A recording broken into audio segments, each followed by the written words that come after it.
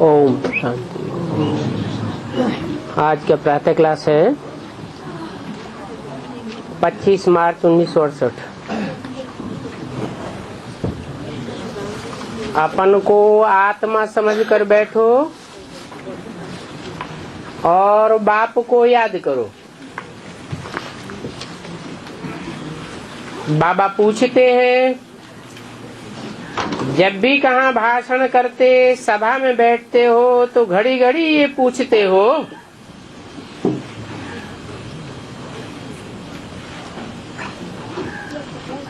शिव बाबा याद है?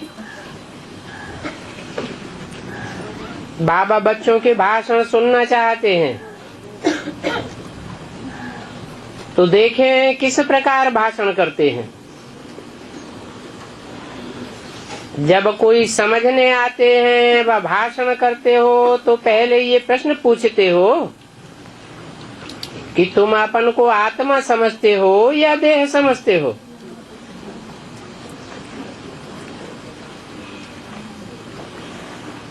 क्योंकि इस स्पिरिचुअल नॉलेज का आधार ही है अपन को आत्मा समझना। आत्मा ही पुनर्जन्म में आती है। अपन को आत्मा समझ परम पिता परमात्मा बाप को याद करो।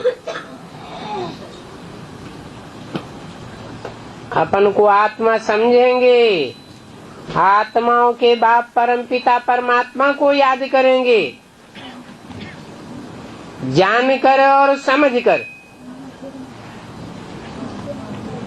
तो तुम्हारे विकर्म विनाश होंगे।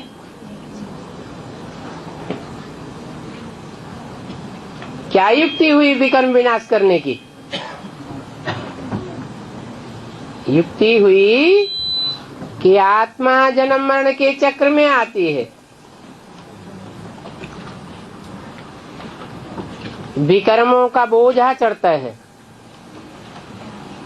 और परम पिता परमात्मा जन्म मरण के चक्र में नहीं आता। वो एक ही है, न जन्म मरण के चक्र में आता है और न विकर्मी बनता है। वो तो कर्म अकर्म विकर्म की गति बताने वाला है। तो ऐसे एवर प्योर को याद करेंगे तो तुम भी प्योर बन जाएंगे। उनको योगाग्नि कहा जाता है।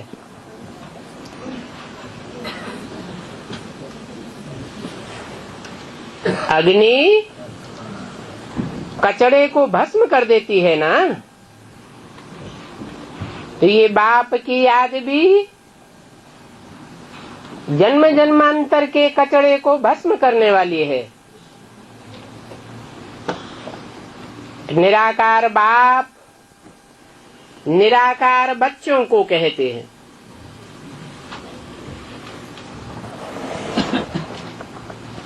कहते हैं माना वो निराकार सिर्फ बिंदु नहीं है, वो साकार तन में आकर के साकार में वाणी चलाता है, लेकिन निराकारी स्टेज में।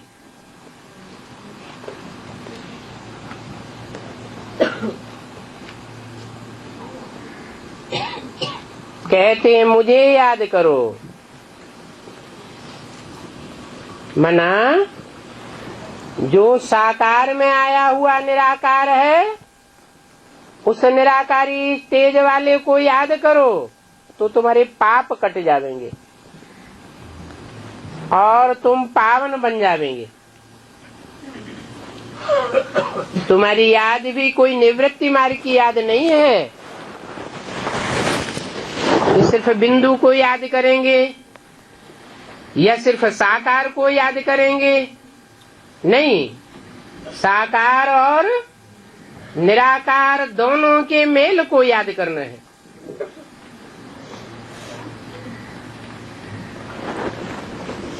ऐसे करने से तुम मुक्ति जीवन मुक्ति पावेंगे।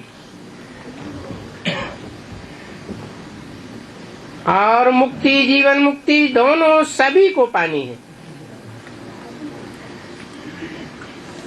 और सभी आत्माओं को मुक्ति के बाद जीवन मुक्ति में आना है जरूर।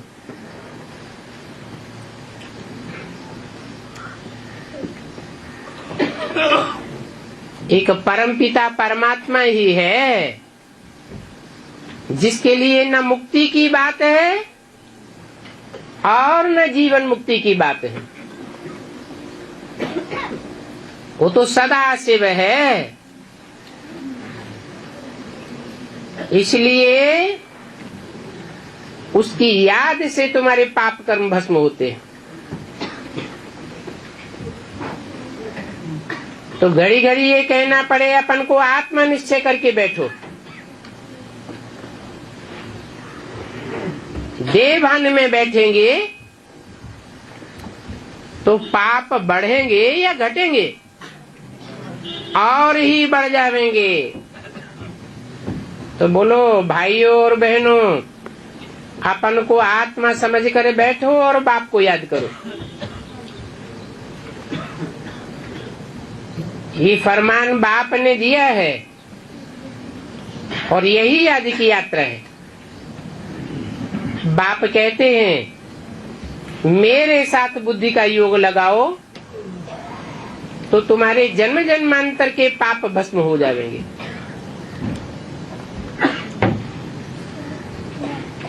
तुम पाप आत्मा से पावन आत्मा बन जाएंगे। ये तुम घड़ी घड़ी याद करावेंगे, समझावेंगे, तब ही समझेंगे।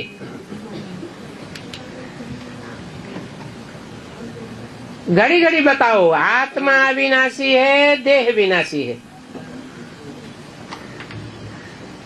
अविनाशी आत्मा ही विनाशी देह धारण करके पाठ बजाए एक शरीर छोड़ दूसरा लेती है। आत्मा का स्वधर्म तो शांत है,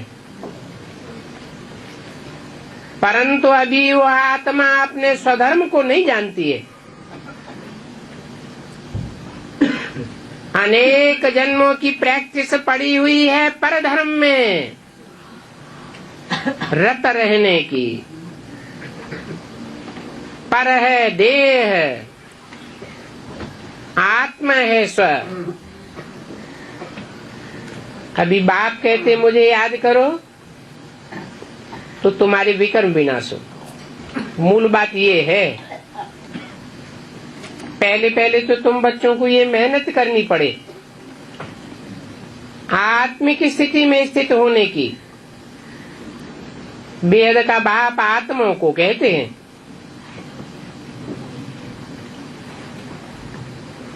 मना आत्माओं को कहते हैं, देह अभिमानियों को नहीं कहते। धारण भी आत्मा अभिमानी करेंगे। इसमें कोई शास्त्र आदि की मिसाल उठाने की भी दरकार नहीं है। गीता का तुम मिसाल देते हो तो भी कहते हैं तुम सिर्फ गीता क्यों कहते हो, वेद का नाम क्यों नहीं लेते हो?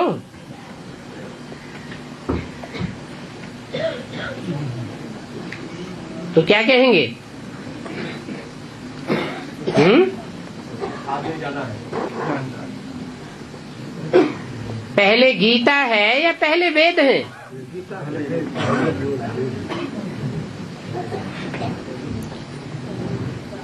शास्त्रों में लिखा है वेदवाणी ब्रह्मा के मुख से निकली। गीता ब्रह्मा के मुख से निकली ये नहीं कहते। विद माने जानकारी, जानना, उससे बनता है वेद माने जानकारी। सत्य क्या है उसकी जानकारी। परंतु उन्हें पूछना है तुम वेद का नाम क्यों नहीं लेते हो? तो बोलो ब्रह्मा के मुख से जो वेदवाणी निकली वो वेदवाणी को न ब्रह्मा ने पहचाना, जाना,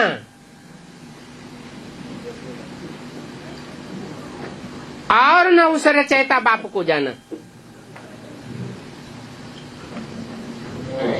वेदवाणी सामान्य रूप से कोई की समझ में नहीं आती। वो बाप ही आकर के वेदवाणी का क्लैरिफिकेशन देते हैं। शास्त्र भी जो लिखे गए हैं वो बाद में वेदवाणी का क्लैरिफिकेशन है। अभी यहाँ वही शूटिंग हो रही है। ब्रह्मा के मुख से वेदवाणी तो निकली, सुनने वालों ने सुनी और सुनाने वालों ने सुनाई, परंतु उसका रहस्य क्या है, गुह्य अर्थ क्या है, न स्वयं ब्रह्मा ने जाना, न ब्रह्मा कुमार कुमारी ब्राह्मणों ने जाना। इसलिए उस वेदवाणी को कहो, मुरली को कहो, गीता ज्ञान अमृत नहीं कह सकते। अमृत तब कहा जाता है जब मंथन किया जाए। ब्रह्मा के मुख से निकली हुई वाणी का जब तक मंथन न हो तब तक सार निकल नहीं सकता, और सार रूप में जब तक आत्मा टिके नहीं तब तक कोई भी प्रकार के विस्तार में भी नहीं जा सकती।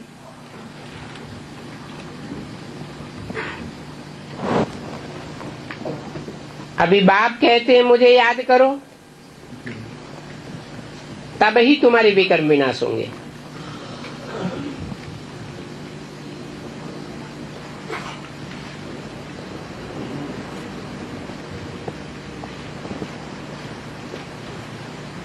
तुम गीता का मिसाल ठीक देते हो, क्योंकि गीता ज्ञानामृत कहा जाता है। अभी तुम मंथन करते हो तो नई नई बातें निकलती हैं। बाबा ने कहा था उनसे पूछो वेद किस धर्म शास्त्र का नाम है।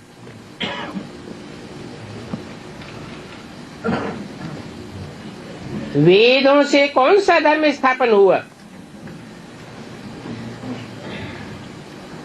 धर्म तो मुख्य है ही चार, और चार ही वेद बताते हैं। परंतु ये वेद किस धर्म का शास्त्र है, कब कोई ने बताया क्या।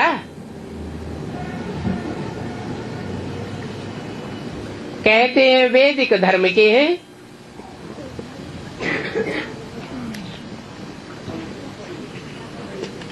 आर्यों के हैं। आर्य किसको कहा जाता है। हिंदू धर्म तो है ही नहीं, और आदि सनातन तो देवी देवता धर्म है। फिर ये आर्य कौन सा धर्म है। आर्य तो कोई धर्म ही नहीं, आर्य तो आर्य समाजियों का धर्म हो गया।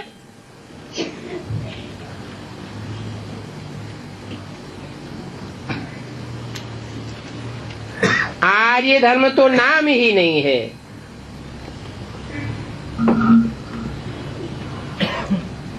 ये आर्य धर्म किसने स्थापन किया। वास्तव में तुमको गीता का भी नाम नहीं उठाना है। पहली बात अपन को आत्मा समझ बाप को याद करो, तो तुम सतो प्रधान बन जावेंगे। इस समय सभी तमो प्रधान है। पहले पहले तो बाप का ही परिचय देना है, और महिमा भी बाप की करनी है। वो बाप ही शांति का सागर है। वो बाप कहते हैं माम एकम याद करो। उस शांति सागर बाप को याद करेंगे तो तुम शांत हो जाएंगे। तुमको शांति मिल जाएगी। तो बाप की महिमा करनी है, ये भी तुम तब कह सकेंगे जब खुद शांत स्वरूप में स्थित होंगे। बाप को याद करते होंगे। इस बात में बच्चों को बहुत कमजोरी है। बाप हमेशा कहते हैं याद की यात्रा का चार्ट भेजो। कोई का भी चार्ट बाबा के पास नहीं आता है। अनन्य बच्चों के लिए बाबा कहते हैं दिल से हर एक पूछे हम कहाँ तक याद करते हैं। दिल से अथाह खुशी रहनी चाहिए। तुमको अंदरूनी खुशी होगी तो दूसरे को भी समझाने का असर होगा। मैं भी तो देखूं अनन्य बच्चे मुझे कितना याद करते हैं। बाबा के पास राजाओं के चित्र बनाकर ले आए थे। अभी चित्र बनाना होता है सिर्फ प्रवृत्ति मार्ग का। ऐसे राजा रानी को चित्र हो जो प्रवृत्ति मार्ग के हो, दोनों हो, राजा और रानी। एक का क्यों हो? वो तो निवृत्ति मार्ग हो जाए।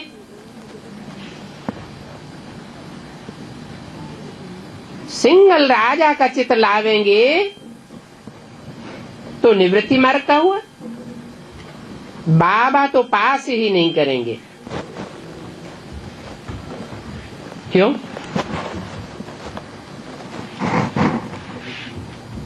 क्योंकि बाबा तो जिस धर्म की स्थापना करते हैं वो तो प्रवृत्ति मार्ग का धर्म है।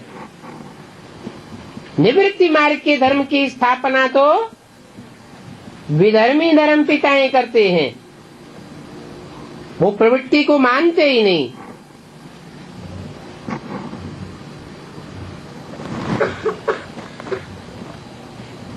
अवतार भी दिखाई दिए हैं 10। उनमें रामकृष्ण के अवतार ही प्रवृत्ति को मानने वाले हैं। बाकी तो जो भी अवतार हैं जानवरियत के अवतार दिखाई दिए।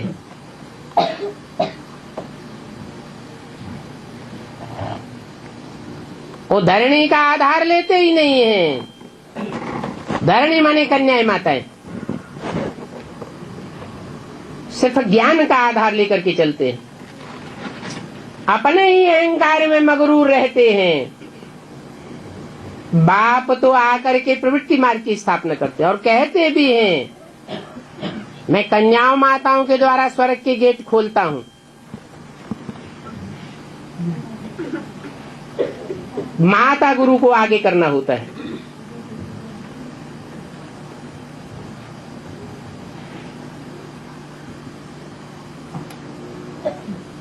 तो बाबा निवृत्ति मार्ग के चित्रों को पास नहीं करेंगे।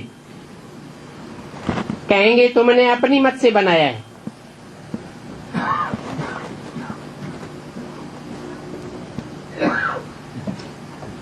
अगर कोई ने कहा कि फलाने ने ये चित्र बहुत अच्छा बनाया है,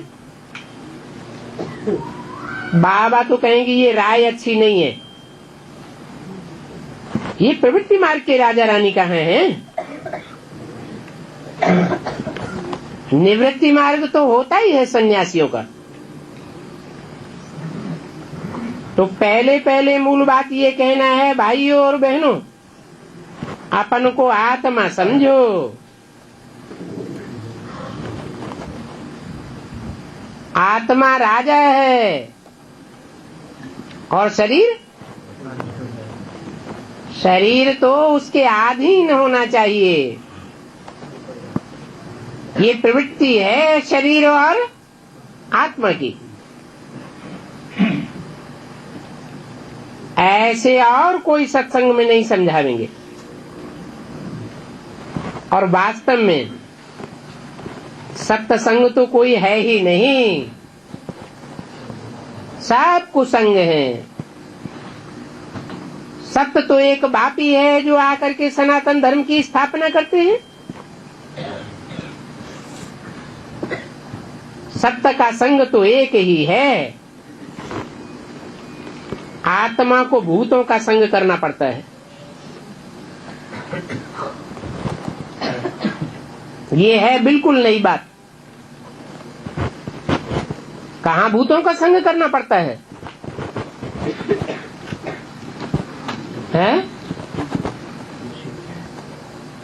द्वापर कलयुग में आत्मा को 5 भूतों का संग का रंग लगता है।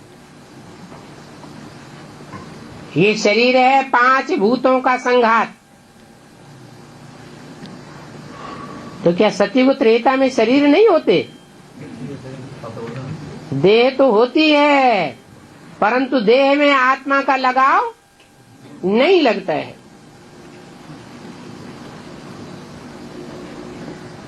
कि वेद आदि कुछ भी नहीं है। वेद से तो कोई धर्म स्थापन नहीं हुआ है, तो हम वेदों को क्यों माने? ये तो भक्ति मार्ग के अनेक वेद शास्त्र बनाए हैं। पहले तो बाप का परिचय देना है। कोई में भी ये नॉलेज नहीं है, खुद ही कहते आए हैं नेति नेति। हम उसके आदि मध्य अंत को नहीं जानते। 25 मार्च 1968 की वाणी का दूसरा पेज। अब नहीं जानते हैं तो नास्तिक हुए ना।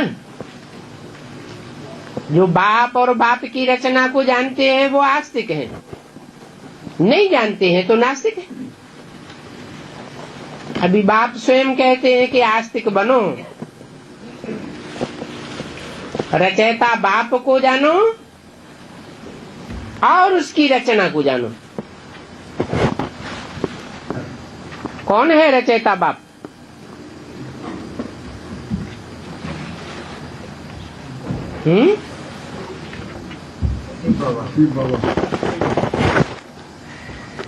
अगर बाबा हटा दिया जाए तो शिव बाप को रचयिता कहें? शिव बाप स्वयं ही रचता नहीं है और वो रचना भी नहीं कर सकता। रचयिता और रचना का संबंध साकार में चाहिए। शिव तो आत्मा का नाम है। आत्मा तो अविनाशी सदैव है ही है, वो रची नहीं जाती। तो आत्माओं का बाप शिव साकार सृष्टि का रचयिता नहीं हो सकता। उसके लिए शिव बाप को साकार में प्रवेश करना पड़े। जिस साकार में प्रवेश करे पहले उसके अनेक जन्मों के पाप भस्म होने चाहिए।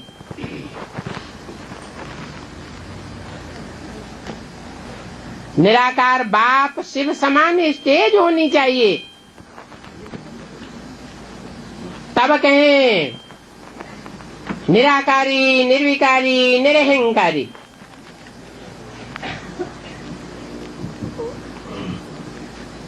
जब ऐसी बाप समान स्टेज कोई पहली आत्मा की बने तब वो रचयिता नई सृष्टि का कहा जाए। रचना और रचयिता का ये संबंध है। रचना पहले नहीं होती है, रचयिता जब रचता है तब रचना होती है।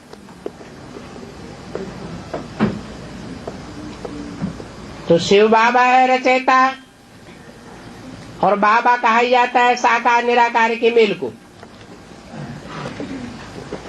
तो जरूर कहना पड़े पहले अपन को आत्मा समझ, फिर बाप को याद करो। ये बातें गीता में कुछ हैं, परंतु वेदों में तो नहीं है। तुम कोई वेदों को मानने वाले नहीं हो। वेद कोई धर्म के शास्त्र नहीं है। और ये वेद उपनिषद आदि तो ढेर के ढेर हैं। अभी वह किस धर्म के शास्त्र हैं? कब कोई से पूछो वो तो अपनी ही ट्रां ट्रां करते रहेंगे। तुमको तो उनकी कुछ भी सुनना नहीं है। बाप तो सहज बात समझाते हैं, अपन को आत्मा समझो और बाप को याद करो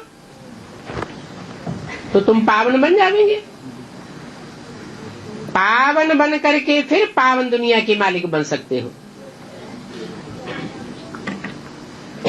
पावन ही नहीं बने तो पावन दुनिया के मालिक कैसे बनेंगे? इसलिए इस वर्ल्ड की हिस्ट्री ज्योग्राफी को जानना है। तुम्हारा ये त्रिमूर्ति और गोला मुख्य है, इसमें सभी धर्मों का आ जाता है। क्या? चलो गोला में तो सभी धर्मों की बात आ जाती है, त्रिमूर्ति में कैसे आ जाती है? त्रिमूर्ति में सभी धर्मों की बात आती है क्या?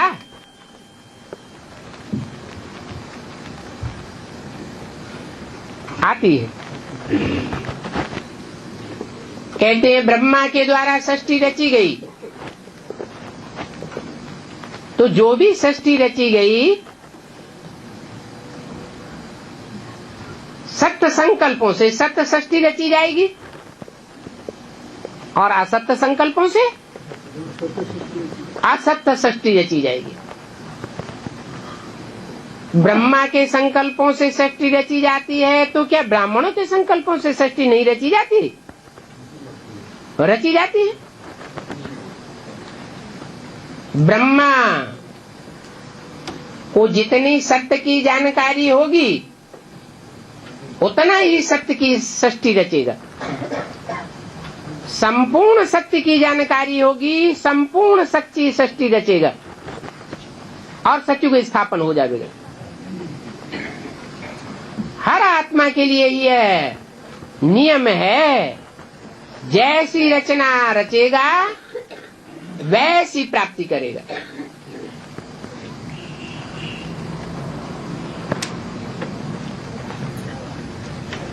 तो पहले पहले है देवी देवताओं का धर्म।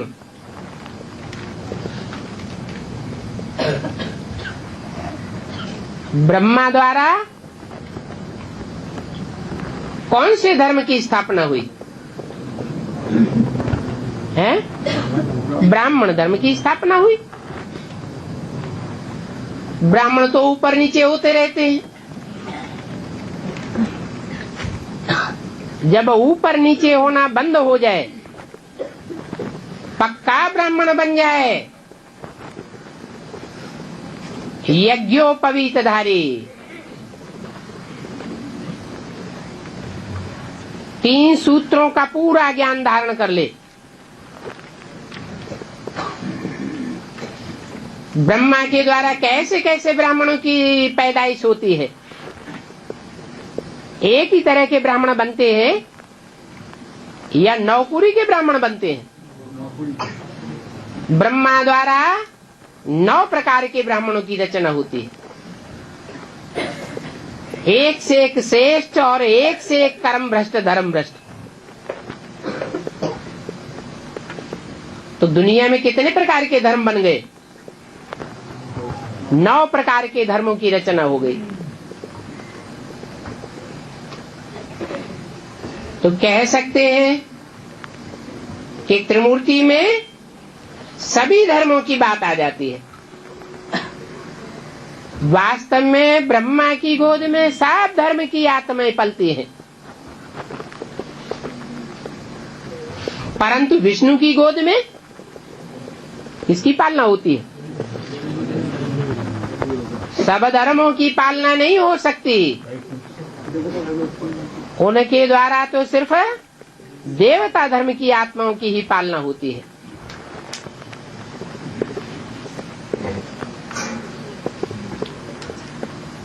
पहले पहले है देवी देवताओं का धर्म। बाबा ने मुरली में लिखा था, त्रिमूर्ति गोला बहुत बड़ा बना करके दिल्ली के जो मुख्य स्थान हो, जहां आना जाना लगा रहता हो, वहां लगाओ।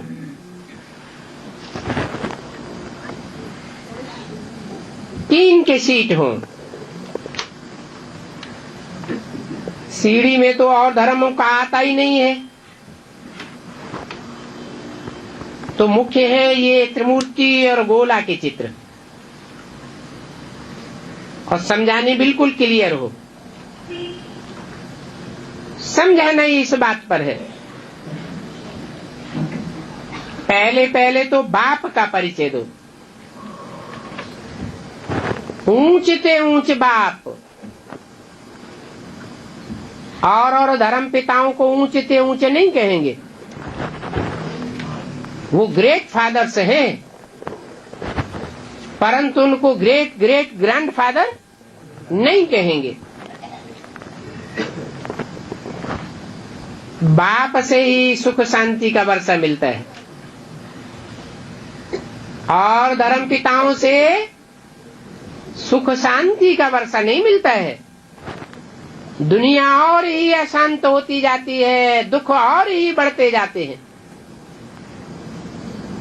परंतु बाप जब इस सृष्टि पर आता है, और आने के बाद जब ब्राह्मणों को संपूर्ण स्टेज में पहुंचाता है, ब्राह्मण सो देवता बन जाते हैं पढ़ाई पढ़कर, तो दुख का नाम निशान नहीं रहता। सुख की सृष्टि तैयार हो जाती है, और दुख की दुनिया विनाश हो जाती है। तो बाप से ही वर्षा मिलता है। पहली बात ये एक, और जो भी दूसरे चित्र हो उन पर पर्दा डाल दो। पहले बाप का निश्चय करने बगैर तुम्हारा कुछ भी समझेंगे नहीं। क्या त्रिमूर्ति के चित्र पर समझाओ तो पहले किसका परिचय देना चाहिए? है बाप का परिचय देना। कौन सा बाप है त्रिमूर्ति में? है त्रिमूर्ति में जिसको बाप क्रिएटर है या रचयिता कहेंगे, वो बाप कौन है?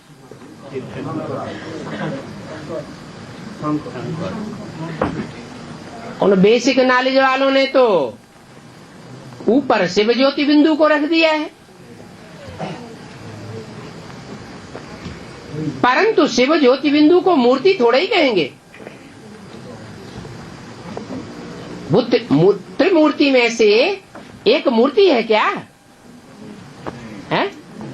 उसको तो मूर्ति नहीं कहेंगे। तो जो बोला कि और चित्रों पर पर्दा डाल दो, पहले बाप का परिचय दो, तो कौन से चित्रों पर पर्दा डालने की बात है? ब्रह्मा और विष्णु के चित्र पर पर्दा डाल दो, ताकि उनकी बुद्धि उनमें न जाए। पहले बाप का परिचय दो। अब बताओ, उन ब्राह्मणों में और तुम ब्राह्मणों में कितना अंतर हो गया?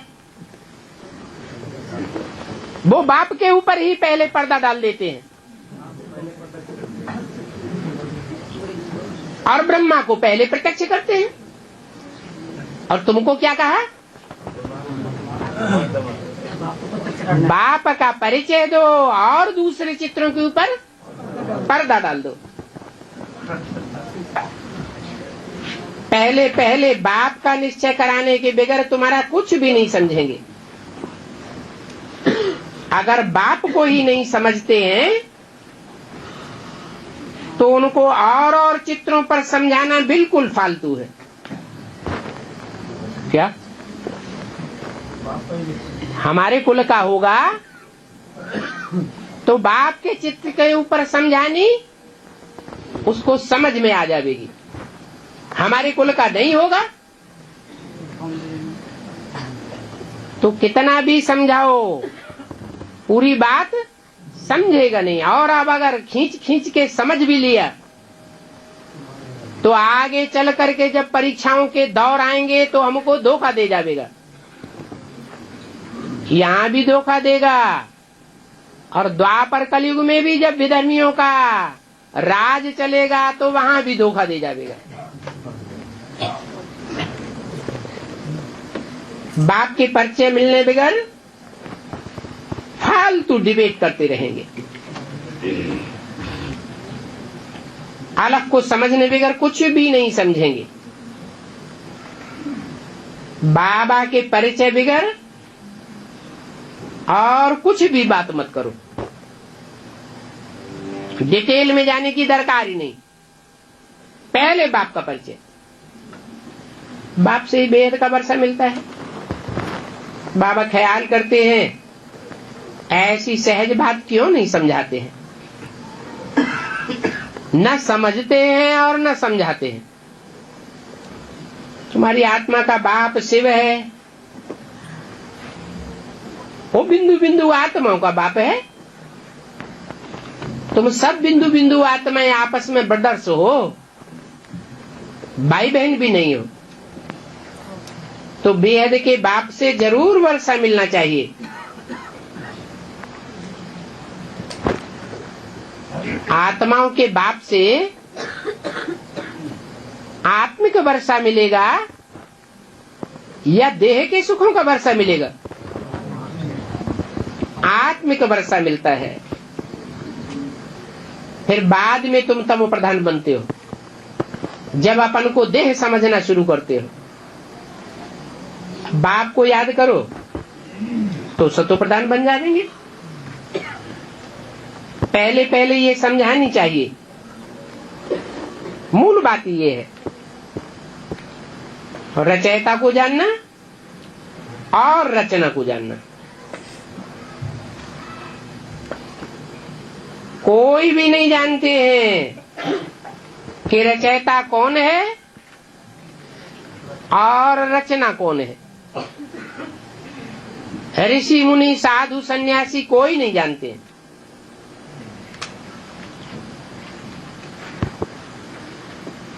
गोया नास्तिक हो गए। तो पहले पहले बाप का निश्चय बिठा करके आस्तिक बनाना है, उनकी आस्था बैठाना है। उनकी आस्था एक बाप पर बैठती है तो कहेंगे आस्तिक। अगर बाप और बाप की रचना पर उनकी आस्था नहीं बैठती है तो क्या कहेंगे? नास्तिक। बाप कहते हैं तुम मुझे जानने से सारी रेजगारी की बातें समझ जाएंगे, मुझे नहीं जाना तो कुछ भी डिटेल नहीं समझेंगे। मुफ्त में टाइम वेस्ट करते हो। चित्र भी ड्रामा अनुसार जो बने हैं वो ठीक हैं, परंतु बाबा सोच में बैठते हैं। तुम इतनी मेहनत करते हो फिर भी कोई की बुद्धि में क्यों नहीं बैठता?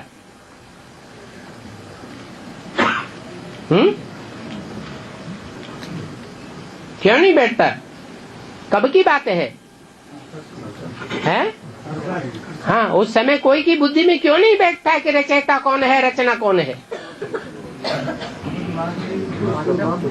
खुद जो समझाने वाला मुख है वो स्वयं ही नहीं जानता कि सृष्टि का रचयिता कौन है। साकार में रचयिता चाहिए। वो रचयिता कौन है और फर्स्ट क्लास रचना कौन है?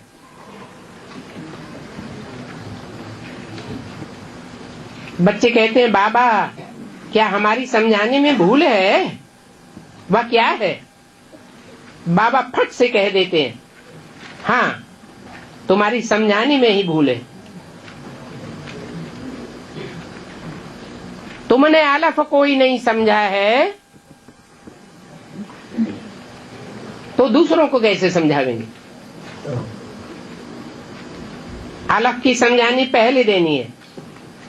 नहीं समझते हैं तो फट से रवाना कर दो।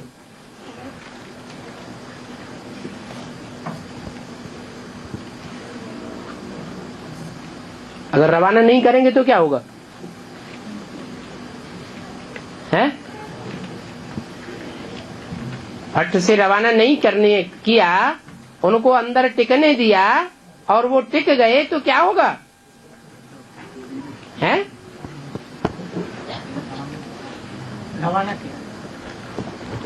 चला दो, वो अंदर ही अंदर विस्फोट करते रहेंगे और भाई बहनों को अनिश्चय बुद्धि बनाते रहेंगे। आखिरी खुद भी भागेंगे और ढेर सारा ग्रुप अपने पीछे ले जाएंगे।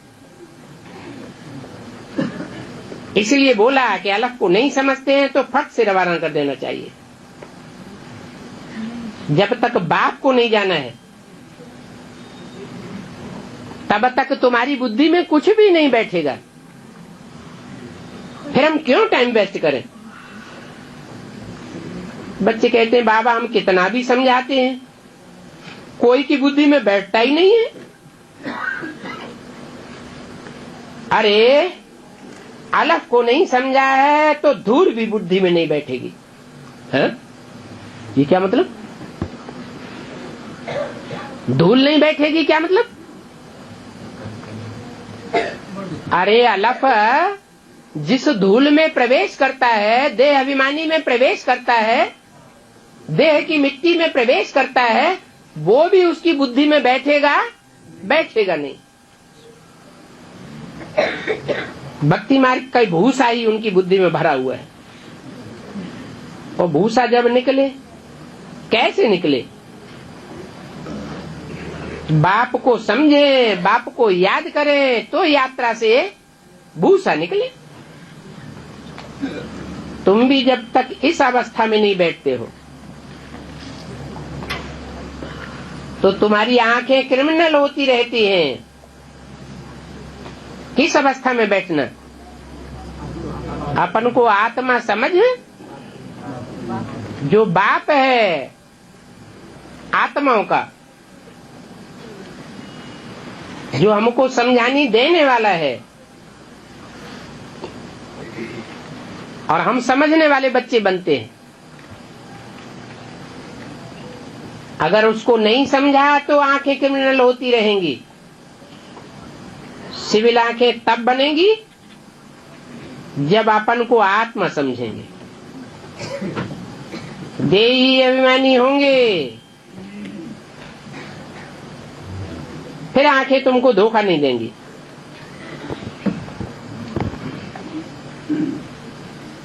देही अभिमानी नहीं तो माया धोखा देती रहती है। इसलिए पहले पहले तो आत्माभिमानी बनना है। बाप कहते हैं अपना चार्ट दिखाओ तो मालूम पड़े। भले सारा झूठ, सारे पाप लिखो,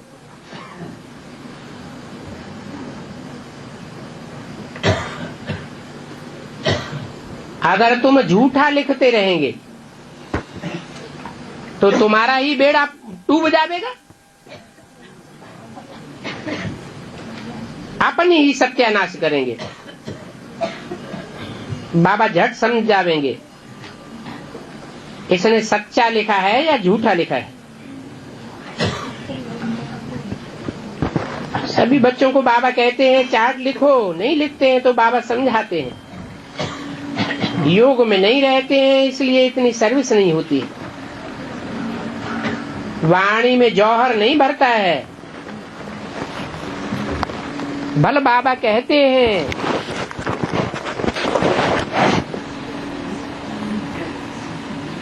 परंतु धारणा बुद्धि में नहीं है।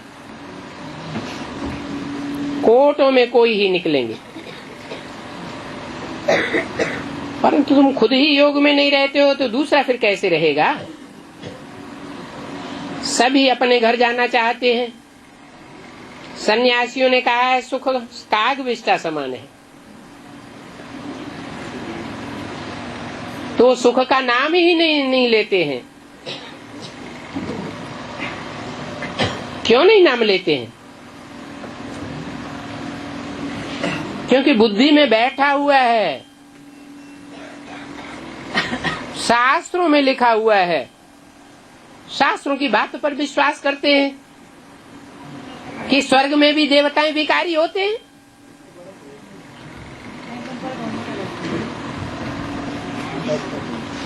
तो कहते हैं सुख, स्वर्ग के सुख कागविष्टा समान। भक्ति मार्ग वालों से तुम ज्ञान मार्ग वालों की लड़ाई है, उनकी भक्ति तो अथाह है, बहुत चहचहाता है, बहुत अशांति हो जाती है। तुम्हारी नॉलेज तो बिल्कुल शांति की है। वो चाहते हैं कि सभी शांति हो। बोलो, सभी धर्मों में शांति कैसे हो जाएगी? शांति का सागर तो एक बाप ही है। उन धर्मों के फॉलोअर्स तो अलग अलग बाप बताते हैं। वो शांति कैसे स्थापन करेंगे? अभी अपन को आत्मा समझो, आत्माओं का बाप एक ही है। उस बाप को याद करेंगे तो शांति मिल जाएगी।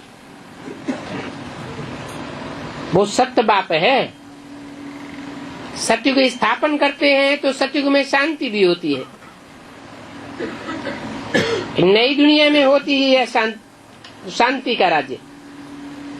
बहुत बच्चे हैं सच नहीं बतलाते हैं तो अपना ही कल्याण करते हैं, अपने लिए ही झूठ की दुनिया रचते हैं, चार्ट ही नहीं लिखते। नॉलेज तो बहुत सस्ती है, मैगजीन तो लिखना सहज है, बहुत लिखते हैं।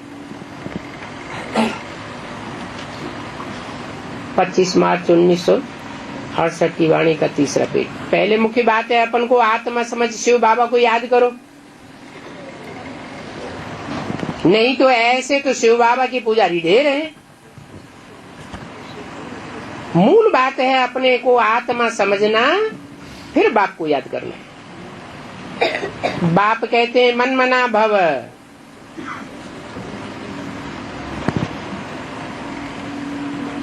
मेरे में मन को रमा दे। जो मेरे अंदर संकल्प है वो तेरे अंदर समा जाए। परंतु ये मनमना अभव अक्षर भी बोलना नहीं है, इसके अर्थ में टिकना है।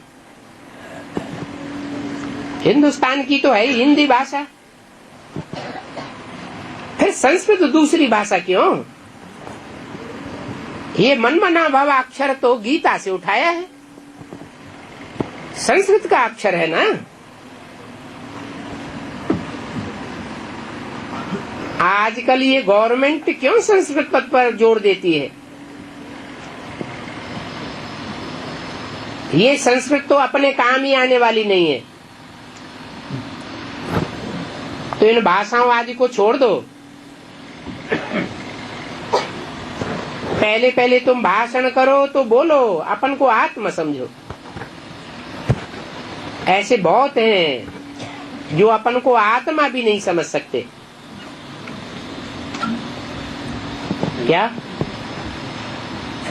जो आत्मिक स्थिति में ब्राह्मण नहीं टिक सकते, अपन को आत्मा नहीं समझते, ज्योति बिंदु की याद में बिल्कुल टिक ही नहीं सकते, तो उनका क्लास ट्रांसफर होगा।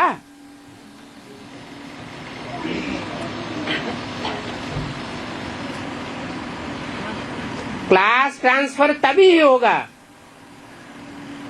जब आत्मा की सारी कट देह अभिमानी की उतर जाए। बेसिकली अपन को आत्मा समझे तब डायरेक्ट बाप से सीखें। याद ही नहीं कर सकते, ऐसे अपने घाटे की कोई बात समझ ही नहीं सकते। कल्याण तो है ही बाप की याद में। और कोई सत्संग में ऐसे नहीं कहते कि अपन को आत्मा समझो और बाप को याद करो। क्यों नहीं कहते? हैं? क्योंकि और जो भी सत्संग हैं, उनमें जो भी गुरु बैठते हैं, गुसाई बैठते हैं, वो सब देह अभिमानी हैं। और कोई सत्संग में ऐसे कहते ही नहीं। बच्चे कब बाप को एक जगह बैठकर याद करते हैं क्या? उठते बैठते बाप को याद करना है। आत्माभिमानी बनने की प्रैक्टिस करनी है। तुम बहुत टू मच बोलते हो, बात मत पूछो। इतना बोलना तुम्हारा होना नहीं चाहिए। मूल बात है बाप को याद करने की। बहुत बोलते हैं, इससे क्या साबित होता है? आत्मा अभिमानी है या देह अभिमानी है? ये वाचा भी देह से निकलती है या आत्मा से निकलती है? ये तो देह रूपी यंत्र है, उसी से वाचा निकलती है। बस योगाग्नि से ही हम पावन बनेंगे। अभी सभी दुखी हैं। सुख मिलता ही है पावन बनने से, पतित बनने से दुख मिलता है, पावन बनने से सुख मिलता है। तुम खुद आत्माभिमानी हो, किसको समझावेंगे तो किसको जरूर तीर लगेगा। कोई खुद विकारी है और दूसरों को कहे निर्विकारी बनो, तो उनका तीर लगेगा ही नहीं, क्योंकि खुद ही पतित है। ये भी ऐसे है। तुम खुद याद की यात्रा में रहते नहीं हो, इसलिए किसको तीर लगता नहीं है। अभी बाप कहते हैं बीती सो बीती। अभी पहले अपन को सुधारो, दिल से पूछो हम अपन को आत्मा समझ बाप को कितना याद करते हैं। बाबा हमको विश्व का मालिक बनाते हैं, हम शिव बाबा का बच्चा हूं, तो जरूर हमको स्वर्ग का मालिक बनना चाहिए। बाप एक ही मासूक है, तुम सब उसके आशुक हो। अभी आशुक आकर के खड़ा हुआ है, तो उनके साथ बहुत लब होना चाहिए। लब माना ही याद। शादी होती है तो स्त्री का पति के साथ कितना लब जाता है। अभी तुम्हारी भी सगाई हुई है ना, तुम्हारी सगाई हुई है, शादी नहीं हुई है। शादी तो तब कहेंगे जब तुम विष्णुपुरी में जावेंगे।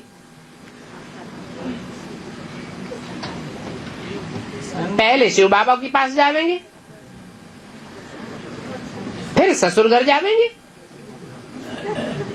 सगाई की खुशी होती है ना, सगाई हुई और याद पक्की हुई। सत्ययुग में भी सगाई होती है, वहां की सगाई कब टूटती नहीं है। अकाल मृत्यु ही नहीं होती है। ये अकाल मौत तो यहाँ होता है।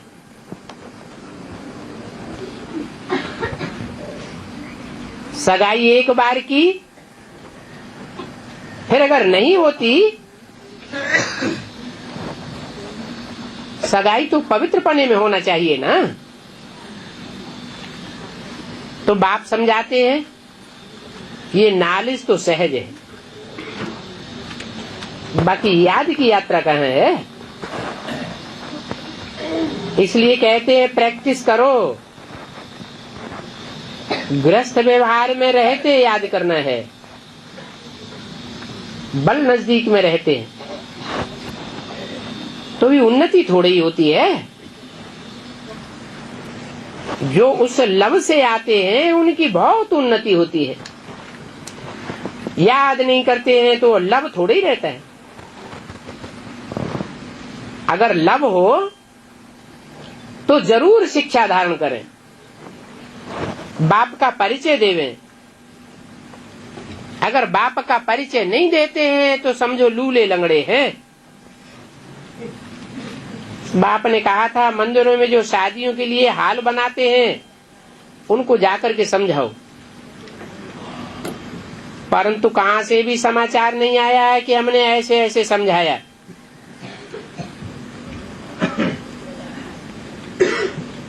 तुम वहां भी उनको अच्छी रीति परिचय दे सकते हो। बोलो भगवान वाच है, गीता में लिखा हुआ है काम महाशत्रु है। और तुम लोग यहाँ क्या करते हो? तुम उनसे मिलकर के समझा सकते हो। बोलो बाबा ने हमको यहाँ भेजा है, काम कटारी चलाने के लिए जिन्होंने हाल बनाया है उनको पैगाम दो। ये काम विकार तो महाशत्रु है जो आदि मध्य अंत दुख देते हैं। हम आपको बाप का पैगाम देने आए और शिव बाबा ने हमको भेजा है। तुम तो पवित्र सतयुग के मालिक थे, फिर अभी गिरे हो तो गंदे बन पड़े हो। अभी अंतिम जन्म फिर से पवित्र बनो। काम चिच्छा पर बैठने का यह हथियाला बांधना तोड़ दो। ये हाल हमको दो तो हम सभी को ये शिक्षा देंगे। सभी को पैगाम दे करके काम चिच्छा से उतार करके ज्ञान चिच्छा पर बिठावेंगे। तुमने तो ये कोष घर बनाया है, परंतु एक भी बच्चे का समाचार नहीं आया है कि हमने ऐसे ऐसे सर्विस की। बाप ने हमारे थ्रू ये संदेश भेजा है। धन बहुत है तो उस धन से पाप के काम थोड़ी लगाना चाहिए। अभी ये धंधा छोड़ दो। कोष करने के लिए तुम दुकान निकाल करके बैठे हो। तुम योग में रह करके बोलेंगे तो फिर उनको तीर लगेगा। ज्ञान तलवार में जौहर चाहिए, ये याद का जौहर है।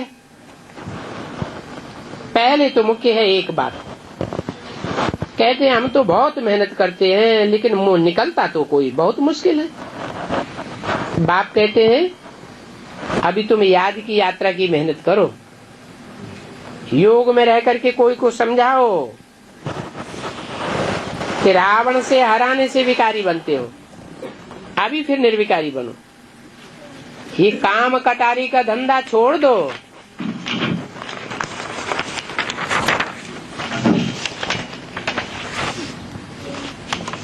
ऐसा करेंगे तुम्हारी सभी कामनाएं पूरी हो जाएंगी। 25/3/68 की वाणी का चौथा पेज। बोलो बाप आए हैं स्वर्ग का मालिक बनाने के लिए। बाबा अभी गुहे डायरेक्शन तो बहुत देते रहते हैं, परंतु बच्चे पकड़ते नहीं हैं। और बातों में जाने की क्या दरकार है। मुख्य बात तो है बाप का पैगाम दो। खुद ही याद नहीं करेंगे तो दूसरों को कैसे कहेंगे। ये ठगी तो यहाँ चलेगी नहीं। ये तो जैसे जीवी खोर हो जाते हैं, दूसरों को कहना और खुद नहीं करना। दूसरों को कहेंगे विकार में न जाओ और खुद जावेंगे तो जरूर दिल खावेगी। ऐसे हरामखोर बहुत होते हैं, फिर दूसरों को तीर लगेगा ही नहीं। मूल बात को पकड़ना चाहिए ना। बाप कहते हैं अलग को जानने से तुम सभी कुछ जान लावेंगे। अलग बिगर कुछ भी नहीं समझेंगे। एक पंडित का मिसाल भी सुनाते हैं। बोला राम राम कहने से नदी पार हो जाएंगे। एक दिन पंडित को कहा चलो उस पार, तो बोला बोट कहाँ है। कहने लगे अरे तुमने तो कहा था राम राम कहने से नदी पार हो जाएंगे। तो उन्होंने निश्चय से विजय पा ली और नदी पार हो गए। और पंडित जी वहीं खड़े रह गए, क्योंकि बोट तो उनको दिखाई नहीं दी। वो था कुकर ज्ञानी। तुमको ऐसा कुकर ज्ञानी नहीं बनना चाहिए। इस बात में बड़ी मेहनत है, इस बात में ही फेल हो जाते हैं। अभी ये योग अक्षर निकाल दो, कहो याद, परमपिता परमात्मा की याद करो, परंतु परमपिता परमात्मा का अर्थ ही नहीं जानते। तो बाप बच्चों को बैठ समझाते हैं, तुम याद में नहीं रहते हो, इसलिए तुम्हारी सर्विस कम होती है। किसकी याद में नहीं रहते हो? परमपिता परमात्मा की याद में। ये क्या बात? परमपिता परमात्मा की याद न कहें, परमात्मा परमपिता की याद कहें तो है? परमात्मा परमपिता क्यों नहीं कहते? परमपिता शब्द क्यों पहले? जैसे कहते हैं शिव शंकर, शिव का नाम पहले, शंकर का नाम बाद में। ऐसे ही परमपिता माने जो भी पिताएं हैं, चाहे निराकारी आत्माओं का बाप, और चाहे मनुष्य सृष्टि के बाप, और चाहे मनुष्यों के अलग अलग जन्मों के बाप, परंतु जो आत्माओं का पिता है वो सर्वोपरि है। और वो आत्माओं का पिता पहचान में तब ही आता है जब मनुष्य सृष्टि के बाप में प्रवेश करे। तो पहले कौन है और बाद में कौन है? परम पिता पहले, और बाद में प्रवेश करता है जो आत्माओं के बीच में परम पाठधारी आत्मा है, हीरो पाठधारी आत्मा है, उसमें प्रवेश करता है। इसलिए परम पिता पहले, परमात्मा बाद में। तो बाप बच्चों को बैठ समझाते हैं, तुम एक्यूरेट याद में नहीं रहते हो, इसलिए तुम्हारी सर्विस कम होती है। नहीं तो चार्ट क्यों नहीं लिखते हो? अहंकार आता है ना। बाप इतनी बड़ी अथॉरिटी है, परंतु इतना लव थोड़ा ही है। किसका थोड़ा अच्छा ज्ञान हो गया, लिखा पढ़ी अच्छी की, तो नशा चढ़ जाता है। उसे कहेंगे दे अभिमान का नशा। बाप कहते हैं तुम पावन बनेंगे ही आज की यात्रा से, मूल बात में ही कमजोरी होगी, तुम ऊंचे पा ही नहीं सकेंगे। ये बाबा तो सबसे जास्ती पुरुषार्थ करता होगा, तब तो इतना ऊंच पद पाते हैं। उनको तो सर्टन है, स्कूल में मॉनिटर जो होगा उनके लिए सभी कहेंगे ये बहुत होशियार है, ये तो सबसे आगे है ना। परंतु बहुत है जिनकी इनमें आंखें ही नहीं डूबती हैं। कहते हमको तो शिव बाबा से लेना है, ये तो खुद ही कहते हैं मैं जानता हूँ ना बाबा है, निश्चय है। तुम ऐसे निश्चय रख नहीं सकते हो। नंबर 1 की ही बात है, ये जानते हैं हम शरीर छोड़ करके ये बनेंगे, इनका तो सबूत है ना। क्या कहा? कौन जानते हैं हम ये शरीर छोड़ करके यह बनेंगे? है ब्रह्मा बाबा की बुद्धि में था कि हम ये शरीर छोड़ करके फिर ये कृष्ण बनूंगा, तो इनका तो सबूत हो गया। फिर भी मॉनिटर का मानते नहीं है, कहते हम तो शिव बाबा से ही लेंगे। मॉनिटर से हमारा क्या काम? अरे मॉनिटर बिगर सुनेंगे कैसे? तो बाई बैठ करके शिव बाबा से ले लो। क्यों आते हो ब्रह्मा के पास मधुबन में? कई है ब्रह्मा की बात भी नहीं सुनते हैं, ब्रह्मा को जैसे जानते ही नहीं है। तो समझता हूं इनकी जैसे तकदीर में ही नहीं है। नहीं समझते हैं तो जाकर के घर बैठो, यहाँ क्यों आए? ये तो ब्रह्मा कुमार कुमारियों का घर है, इसमें बड़ी समझ चाहिए और कोई बातों में जाने की दरकार नहीं। पहले पहले बाप का परिचय, सिवाय शिव बाबा के चित्र के और कोई चित्र दिखाओ ही नहीं।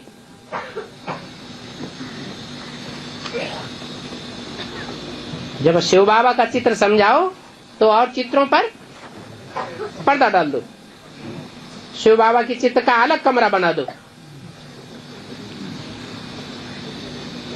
जब तक शिव बाबा के चित्र पर समझे नहीं तब तक दूसरा दरवाजा खोलो ही नहीं। पहले अलफ को समझे, अलफ को समझे और फिर लिख करके देवे। बाप का परिचय बिगड़ सुधरेंगे ही नहीं।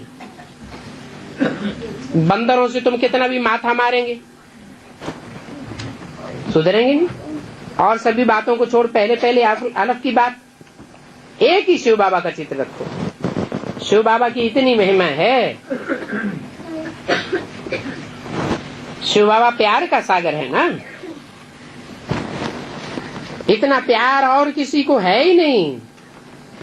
बल ब्रह्मा से है, परंतु शिव बाबा साथ प्यार बच्चों का कम है।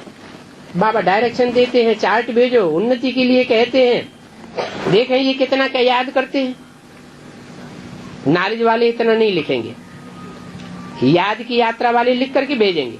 वेद का प्यार इसको कहा जाता है।